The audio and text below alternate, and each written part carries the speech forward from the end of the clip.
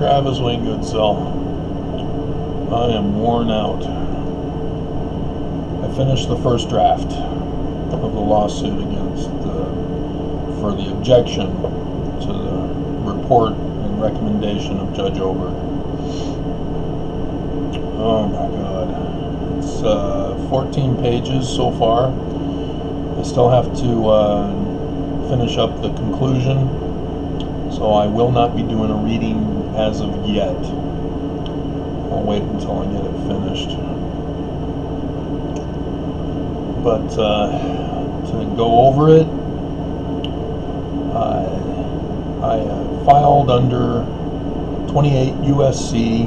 636 B1A, which states that a judge of the court may may reconsider any pre-trial matter under this subparagraph A, where it has been shown that the magistrate judge's order is clearly erroneous and contrary to law. And so that's what my objection is focused on, are the erroneous and contrary to law orders of Judge Oberg. So the first category is 28 U.S.C. 455, which has to do with bias of a judge. And so I go over 1, 2, 3, and 3 is a long one, as that goes over the whole docket. 5 different counts or grounds upon which bias is demonstrated. I didn't point out number 5 for you. I only had 4 the last time I updated you.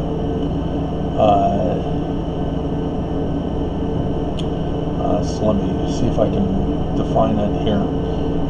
Here in 5, I put Judge Oberg referred to the defendant as the church rather than the corporation, again showing bias in favor of the defendant and attempting to influence Your Honor's decision in not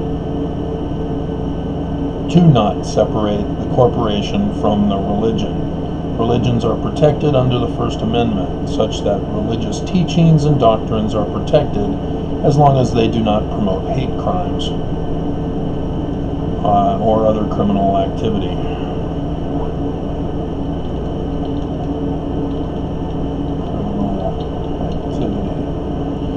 Might as well edit while I'm here doing it.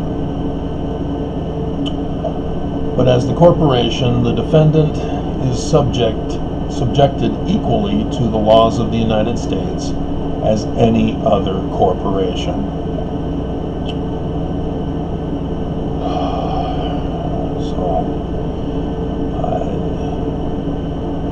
Everyone needs to understand, not just in this case, that just because the church claims to be a religion does not mean they're immune. In fact, I'm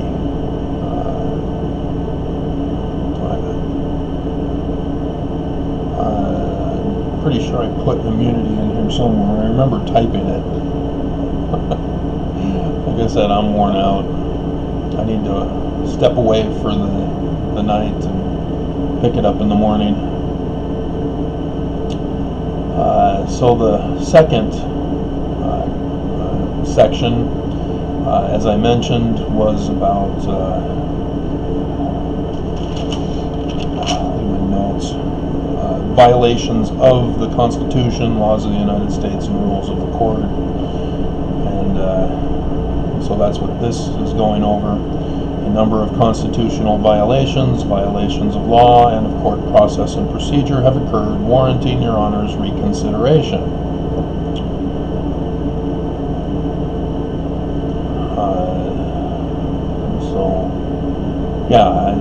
The First Amendment requires that I be allowed to petition for a redress of grievances.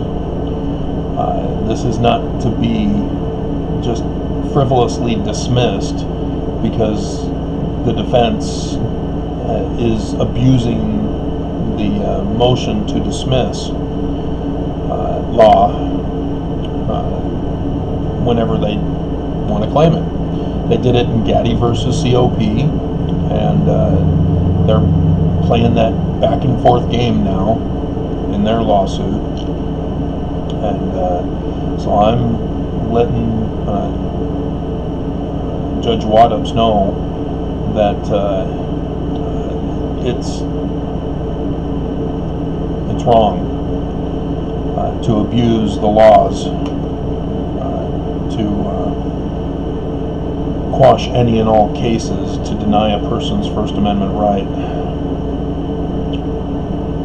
And I go into details, and I use as an example counts under 1 RICO Act, U.S. Code 1961, Section 4,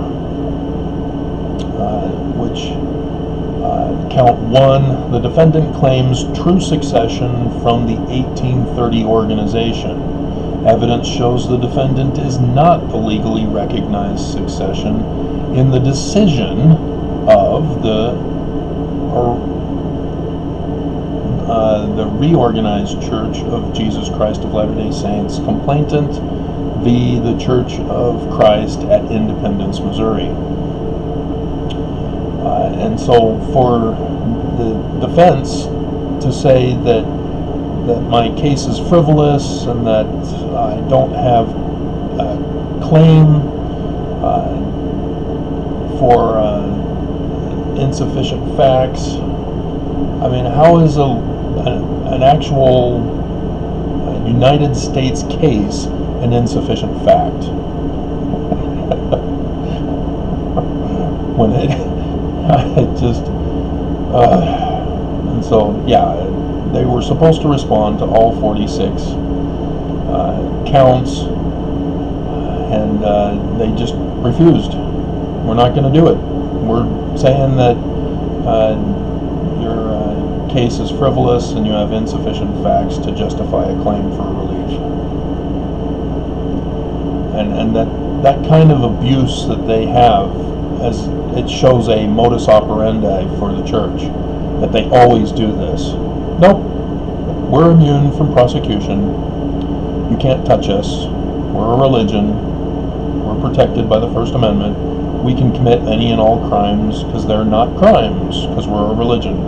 That argument has to be shut down.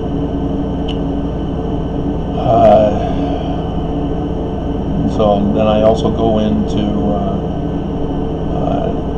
the co-conspirators that were listed in the complaint, as well as the defense, and the defendant themselves are being exposed by me in further criminal activity during this time that the case is proceeding, and pointing out how that's a violation of the law. And then the third category is co-conspirator. For Judge Oberg to commit crimes led from her bias in favor of the defendant, makes her a co-conspirator and makes the church liable, because co-conspirators get the conspirator in trouble. That's what RICO conspiracies are, and I go over that in there. And so then 4, one of the death threats against the plaintiff by both the defendant directly and by co-conspirators commenced during this case, for which Judge Oberg has ordered a denial, is the escalation of coronavirus. The plaintiff has already listed a number of counts under the accusation of treason, and with Judge Oberg's complicity as a co-conspirator, biased for the defendant, also implicates her in the accusation of treason against the United States, in the threatening the life of the plaintiff, and makes the defendant liable.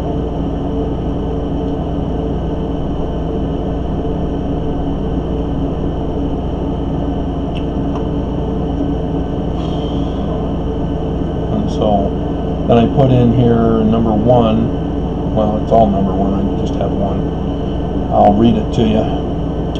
Regardless of whether or not Fox News is correct in suggesting coronavirus was man-made in a science lab in China is irrelevant, as the response of national, state, and defendant leaderships disregard for health officials' warnings before the virus became a pandemic, and continuous disregard is an act of treason. The defendant's CEO is also a world-renowned medical doctor, yet disregarded his own education and experience with his religious position, with 2 religious fasts to cure the virus. All involved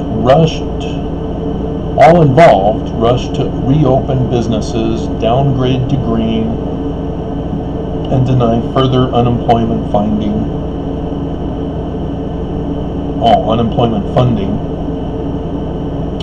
as the virus was rising. The consequences of this disregard are an escalation in infected, hospitalizations, and deaths.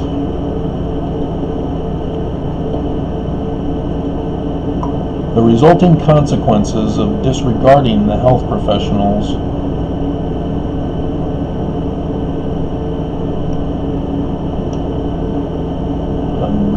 repeating myself here. I'll have to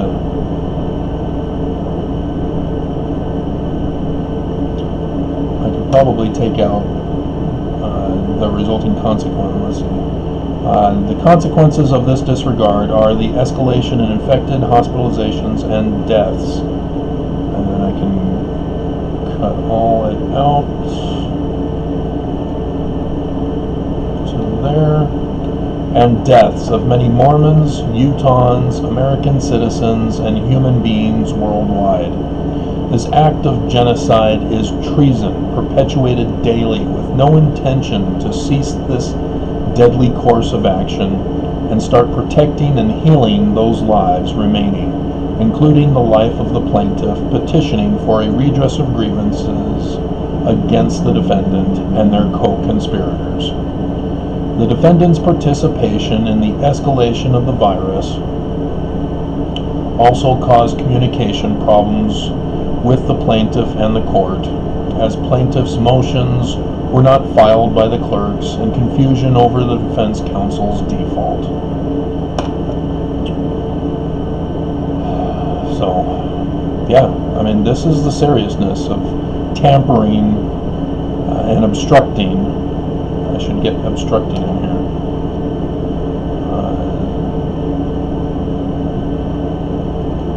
I'll just type it in. Tampering and obstructing.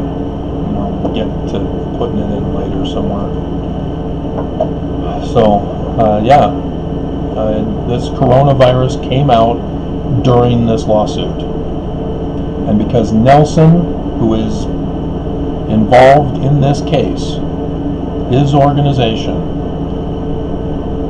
is involved in this case, and as a medical doctor is failing to fulfill his responsibilities to do no harm. He is causing death, thus committing harm. It's not complicated. Mormons cannot justify his actions or his inactions from the beginning, and then his actions to place life in jeopardy by reopening the church too early and sending missionaries back out into the mission field, opening up the temples for temple marriages, and having church at the church buildings instead of keeping them online with Facebook groups or an online website service for Mormons.